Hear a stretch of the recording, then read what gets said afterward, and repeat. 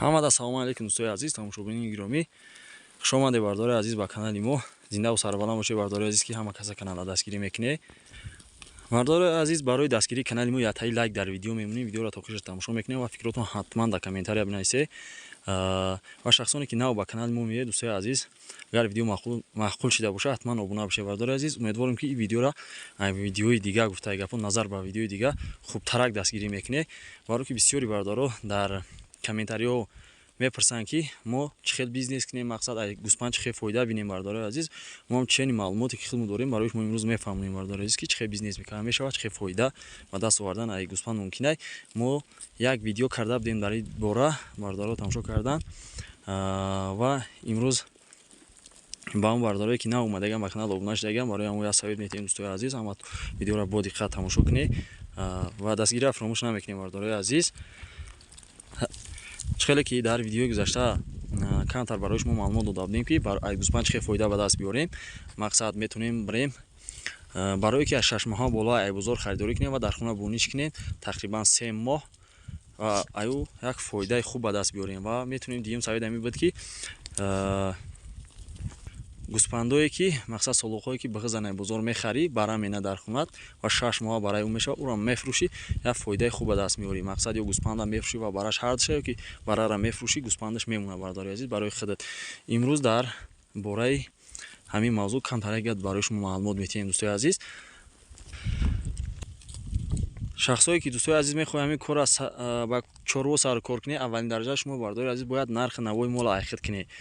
نرخی برای نرخی گوسفند، نرخی خشخور در بازار چند کم است. شما میتونید بردار عزیز اول بریم بازار نرخ نوای مال اول بینین که ای مال چند کم مقصد فایده میبینه. آدم شخصایی هستن بردار عزیز که مالی خودشونه مال دارن، مقصد 50 60 100 200 300 سر برا داره، 50 سر برا داره بردار عزیز. مقصد 50 سر گوسفند 50 سر برا داره و او را میبره در بازار، نرخش ای 10000 سومون سر میشوه، میفروشش 10000 سومونی مقصد ای میفروشش 100000 سومون مقصد فایده ای مالش فایده از خودش فقط نگاه و بینش و تامین میکنه خوراکش تمام برداره عزیز. این هم آدمای داخل داره که شخصا مقصد مالی خودشون دارن. ما چی میتونیم سر کنیم برداره عزیز؟ اولین درجه نرخ مالا میفهمیم، دومین درجه مقصد اوزی اگر نگاه کنیم ما برداره هستن که در از مقصد ای دیگه جو میرون گوسفند خریداری میکنن، میورن در بازارها در شهر مقصد بگیریم اگر برای مثال و نرخ خوب میفروشن. اگر ما در قشلاق جایها زندگی کنیم، مقصد در یگان قشلاق زندگی میکنیم، نفرات که بیزنسی گوسفند کنیم برداره عزیز. در قشلاق مال بسیار ای و نرخش هم باشه قیمتی بد نیست، مقصد از نرخ بازار فرق میکنه. مالی که در دهه میخری از دهه میخری مقصد در بازار میبری میفروشیش و کم در کم فایده خوب به دست میاری. مقصد در بازار یک برای 10000 سومون بالا میسته، یک برای 10000 سومون بالا برای که 6 ماهن قشقور برای 6 ماهن 10000 سومون بالا میستن. تقریبا ما 2 روز پیش در یک جا دیدیم در همین قشلاق خود ما مقصد سودا شد برای از 1750 سومون بالا تا 10000 سومون مقصد. اگر ما بیایم در قشلاق جایها در جایی که زندگی میکنیم بریم خریداری کنیم، مقصد 10 تا برای 1700 یا که 1800 یا 1900 بگیریم. اگر 1900 بگیریم میشود 19000 سومون 10 برای ما او را شهر اگر بریم بفروشیم از 10000 سومون بالا 10100 سومون. اگر 10000 بفروشیم برداره عزیز برای ما میشود 20000 1000 سومون فایده. او را در خونه نگاه و بینش نمیکنیم. مقصد این پلوسای مقصد همین پلوساس میشه، در خونه نگاهش نمیکنی، در خوراکه نمیتی، فقط میخری در بالاش سو میمونی، در بازار میبری میفروشی. همه رای آسونش برداره عزیز که فایده خوب به دست میاره. از یک سر برق قشقور برای تو 100 سومون مونده است از در یک هفته. مقصد اگر در یک ماه 4 بار هم کار کنی برای تو مقصد 4000 سومون میمونه. این خچم یک سومی خوبه که 4000 سومون در یک ماه ای گوسفند فایده مونده است. نه که با مینوسای خچ داره کار برداره عزیز.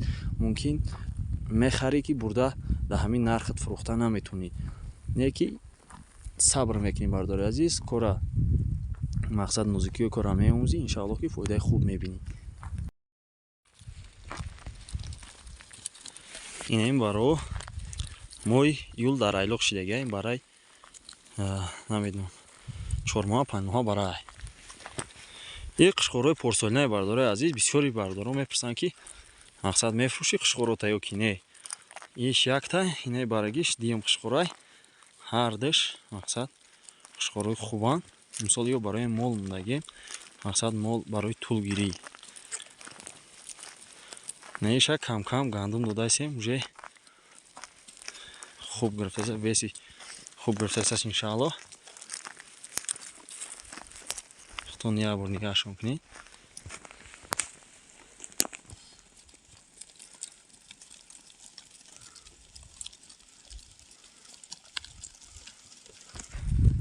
ҳама кор дӯстои азиз барои худаш плюс минус дорад. гуфтаи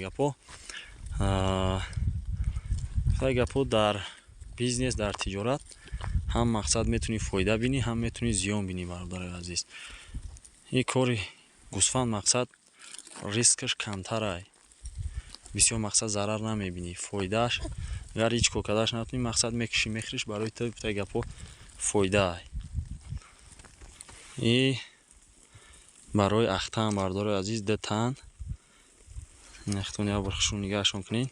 инам ёра мефурӯшум касе бихара бардораи азиз да алоқа буброе. инам як тайгаш ҳамяй 2 солан ҳардаш сахтон нигаҳ кунед. димбаш ҳам созай хароб нест. ягон кас на мақсад хушорои ахта барои туй дар кор боша, барои киштан. живой вес шакл намедонам аниқ дақиқ шаки чанд кило гӯш мекуна. мумкин ки ай 35 кило боло гӯш куна. чи гӯшти тоза мақсад 30-35 кило гӯш худохоҳад иншааллоҳ ки мекуна. ба ҳамон хотир ягон каса дар кор боша алоқа буроим бардораи азиз. харидоро бошанд марҳамат бинависед дар комментария. номром дар видеои пешина ҳаста, метавонед алоқа буроед. номрои WhatsApp ягон нархи наво мекунем. нархошро гуфта будем 3500 бардораи азиз. ягон касе ҳами гирд атроф боша ҳатман алоқа буроя. мақсад ноҳияи лахш тоҷикобод ғарм. бардораи азиз, умедворам ки видео барои шумо фаҳмо боша. ягон кас ягон савол чиз ҳатман дар комментария бинависед. комментариётонро мехонам бардораи азиз. видеои мо ба анҷом мераса. то видеои баъдира худованд бардораи азиз нигаҳбонту боша. умедворам ки ҳар яктат агар нияти бизнес дошта бошӣ, иншааллоҳ ҳар нияти хайре ки дорӣ ба ниятот бирасӣ. зиндаву сарбаланд бошед бардораи азиз. худованд ҳаматон нигаҳбон боша. то видеои баъдӣ.